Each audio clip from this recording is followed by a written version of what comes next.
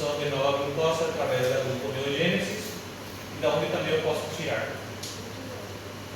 Del glucógeno.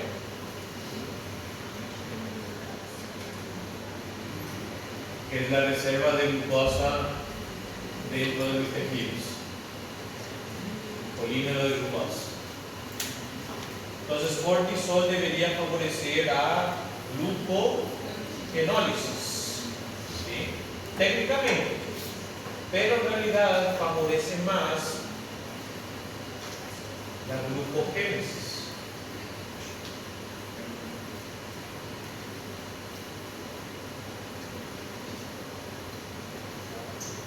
De vuelta, efecto permisivo para el glucagón y las catecolaminas.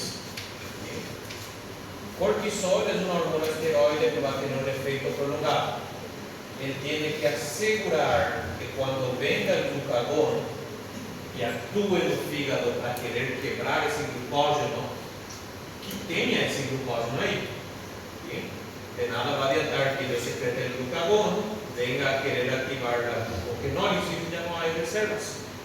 ¿Bien? De ahí de vuelta, el hincapié. La falta del cortisol, el síndrome de Addison, se caracteriza muy grande por una hipoglicemia severa. El individuo no tolera algo, no come y no hay reserva rápida.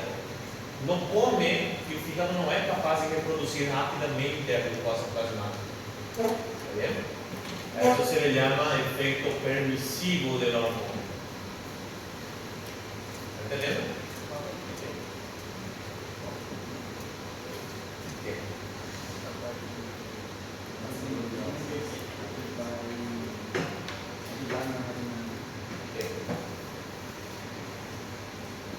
Digamos que yo estoy en el ayuno.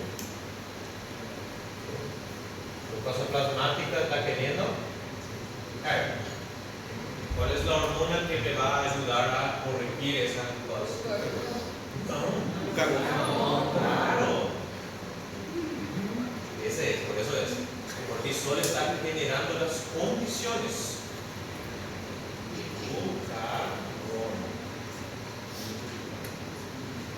Como mierda va a ser el glucagón para aumentar la glucosa.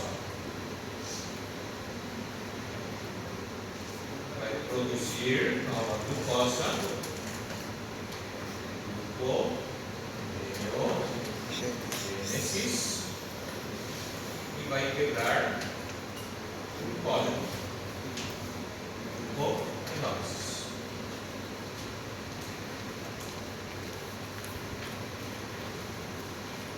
¿Está bien?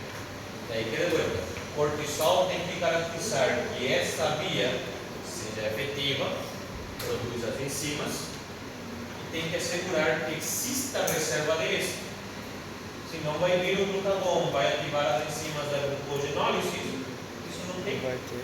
Então eu não vou conseguir consertar isso e a hipoglicemia se manter. Bien? Por aí.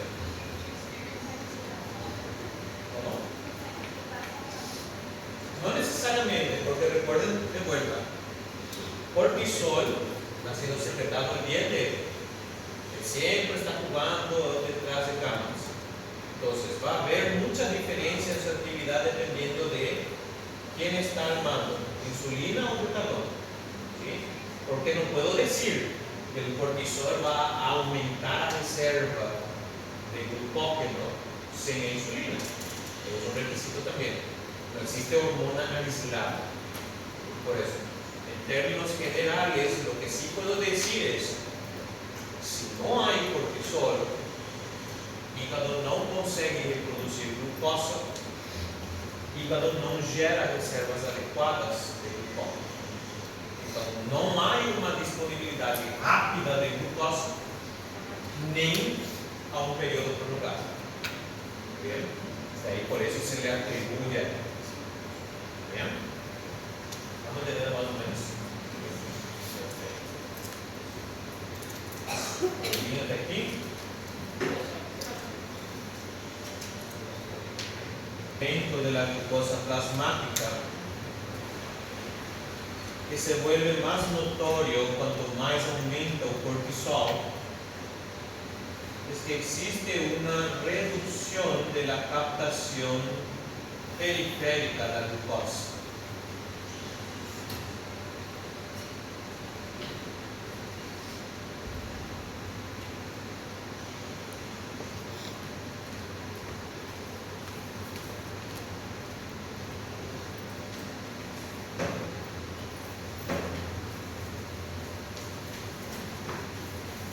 Es decir, el cortisol va a facilitar que la glucosa plasmática aumente y cuanto más se eleva, menos glucosa va a pegar el tecido periférico.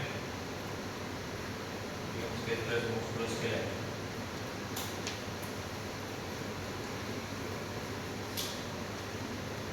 Probablemente sea para garantizar que esta glucosa que eu estou produzindo a expensas de estar quebrando um monte de coisas passe primeiro para a elite, para as neuronas.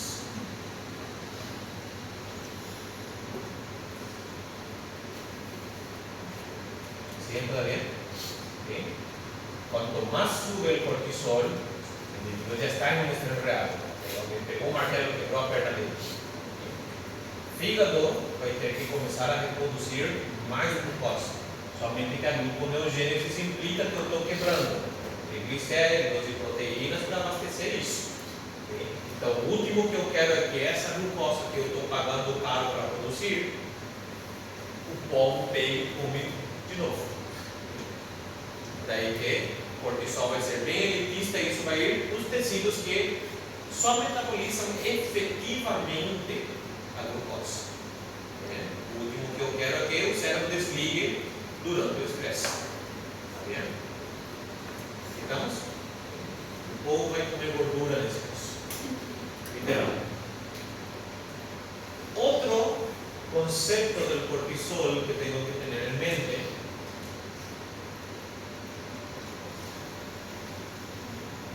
é su relación entonces con la insulina. Es una relación amor y odio, porque necesita de la insulina para varios procesos metabólicos, ¿sí? Pero característicamente en el incremento del cortisol empiezan a aparecer problemas con él. Uno, estamos diciendo, cortisol está reduciendo la captación periférica de glucosa. Se eu tenho muito cortisol no paciente, es glicémico. Aparte de eso, aparentemente el cortisol reduce, no anula, reduce la secreción de la insulina.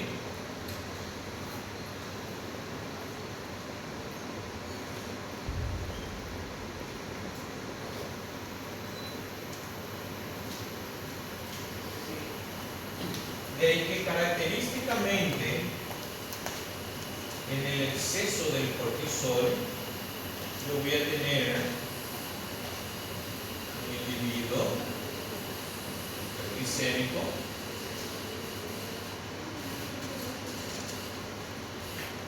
y como hay hiperglicemia va a haber mucha insulina, porque es un estímulo muy potente para la secreción de insulina. Vou ter uma hiperinsulinemia absoluta,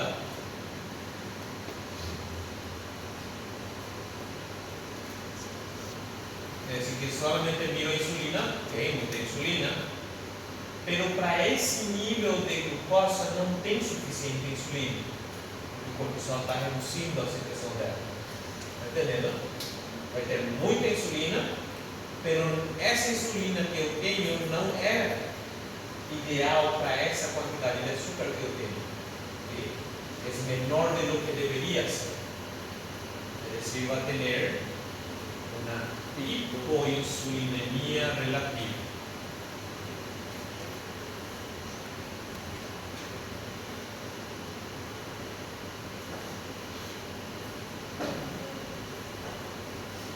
¿Sigue? Entonces, como va a haber más glucosa, menos uso de ella, o sea, la beta, por más que no secrete lo que debería, secreta mucho. Cortisol é uma hormona diabetogênica.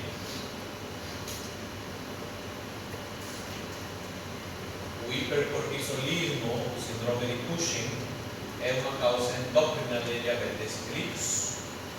Bien. Inicialmente yo estoy generando resistencia a la acción de la hormona. Recuerden, más hormonas, menos receptores, menos respuesta. Como no va a utilizar glucosa en tejido periférico, voy a tener que comenzar a mover lípidos. Cuanto más lípidos metaboliza el tejido, menos responde a la insulina. Entonces estoy generando una condición que favorece resistencia. Quanto mais resistente é o tecido, mais a célula beta vai ter que trabalhar para produzir insulina e eventualmente, tchau. Bien? Pergunta até aqui?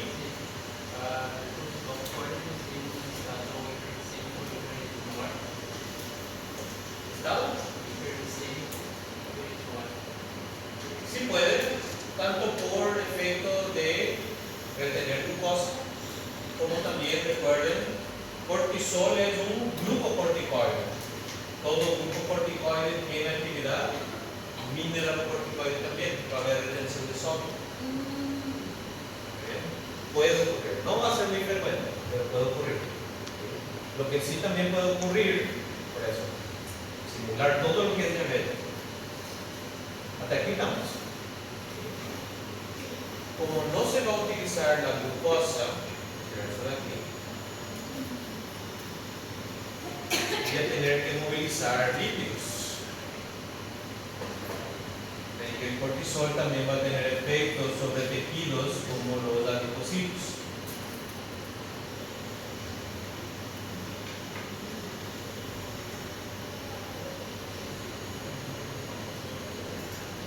Liberar triglicéridos, va a liberar glicerol y ácidos grasos.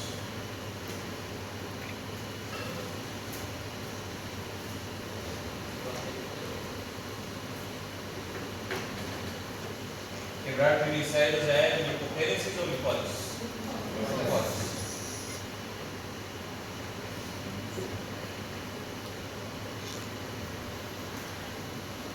El objetivo de estar movilizando lípidos es para que los ácidos grasos sean utilizados para la generación de energía a través de la beta-oxidación,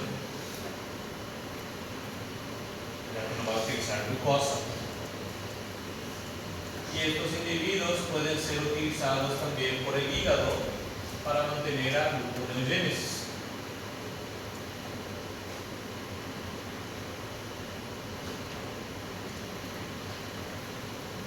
Está bien.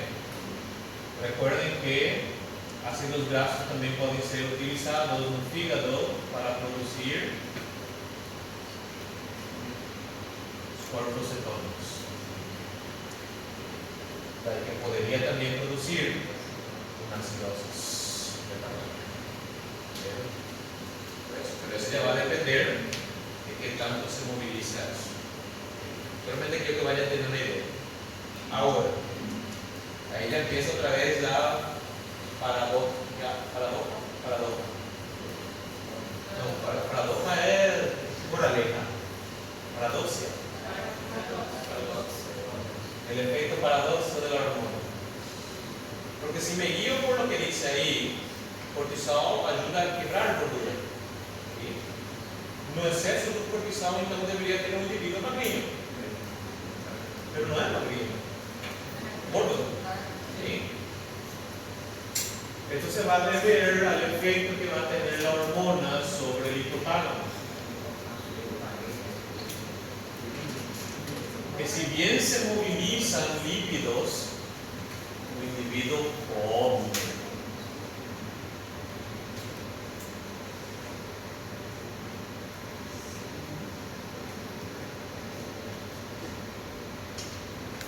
De ahí que se va a movilizar lípidos, pero también va a haber depósito. Solamente que ese depósito no tiene una distribución normal, tiende a quedar en regiones de fácil depósito, tiende a ser una gordura visceral o acumula en cara, cuello, tronco y abdomen, y apenas tiene las extremidades, y ni un profesor de zoología. Nada en el brazo, pero feo ¿ven? Literal, van acumulando gordura en la región central y no hay nada hacia las extremidades. ¿Está bien? Por eso se le llama obesidad central.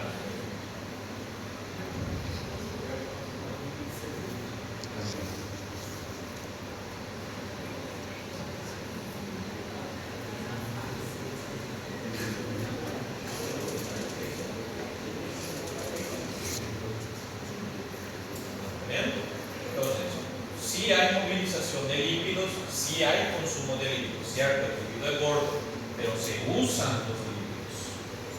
¿Bien?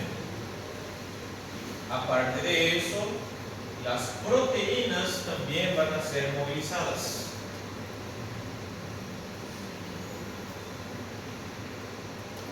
Cortisol es una hormona anabólica o catabólica.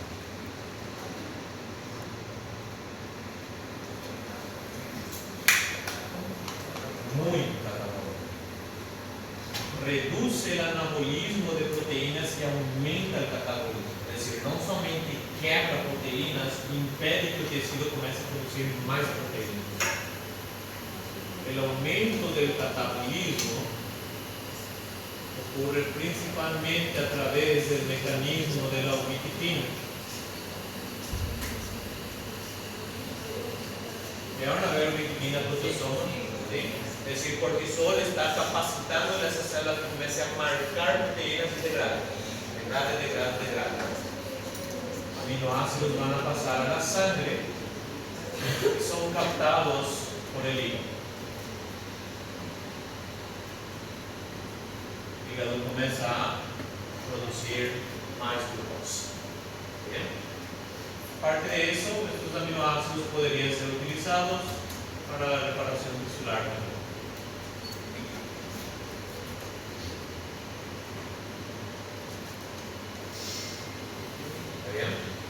De ahí que en el exceso del cortisol, las extremidades son delgadas no solamente porque no hay tejido adiposo. De vuelta, igualito al profesor de fisiología, no hay músculo. Se produce una debilidad muscular muy profunda. Tanto que se define que el paciente con síndrome de Cushing, al hacer sentadillas, no tiene fuerza para erguirse de vuelta. ¿Bien? Tiene una obesidad central y tiene un desgaste enorme de proteínas. ¿Aquí tranquilo? Esse aumento da ácido graxo também causa uma excitação do sistema nervoso central. ¿Cómo? O aumento do ácido graxo causa uma excitação do sistema nervoso central. Ahí es complejo, porque sí está correcto decir que el cortisol tiene efectos también sobre el sistema nervioso.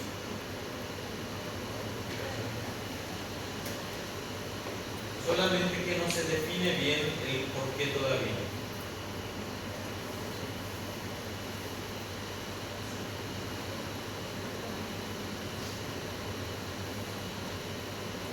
Porque también es muy contradictorio lo que termina pasando. Porque normalmente en una condición fisiológica el cortisol estimula el cerebro, es excitador al cerebro. El individuo queda alerta, queda mucho más enfocado, queda en un estado mucho más eufórico, en cualquier sentido, que no tiene que sobrevivir. Entonces, tiene un efecto muy positivo en lo que es la alerta, cualquier tipo de actividad cognitiva. Puede inclusive definirse como un estado inclusive de euforia. Pero a largo plazo, excelente, produce depresión, que normalmente es el inicio del que le falta cortisol. El individuo que le falta cortisol debuta también con depresión. El que tiene en exceso termina en la depresión. Lo que sí se sabe es que sí hay una atrofia muy profunda de núcleos basales del cerebro. Regiones que integran, por ejemplo, memoria, regiones, por ejemplo, que participan en la regulación del comportamiento, atrofian cuando son expuestas a mucho cortisol. Por eso, cortisol en condiciones normales es un factor importante para la regulación de mi estado de ánimo. En exceso y a largo plazo es una causa orgánica de depresión también.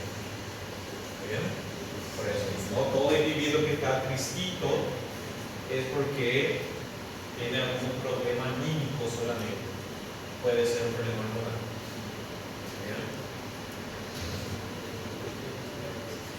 ¿Metabolismo entendimos entonces? ¿Qué? Por eso, cortisol, si van leyendo y profundizan más, es cada vez más difícil de incluir. Pero es interesante cómo va funcionando. Lo que siempre tengo que tener en cuenta es el exceso deprimente en la falta de deprimente. El exceso, toda esta movilización, todo ese quiebre fica muy potenciado. ¿Sí? De ahí que esa glicemia aumenta, o metabolismo das graxas aumenta, as proteínas são quebradas. Na falta, ao contrário, o corpo não consegue reproduzir glucose. Ainda quando deveria estar produzindo. Por isso, não ter cortisol não é boa notícia, é malíssima notícia. Porque puedo ter um indivíduo que vai pela vida tranquilo, porque sua hipoglicemia não lhe molesta, pero se accidenta com um bisturito a pele dele, tchau. Bien.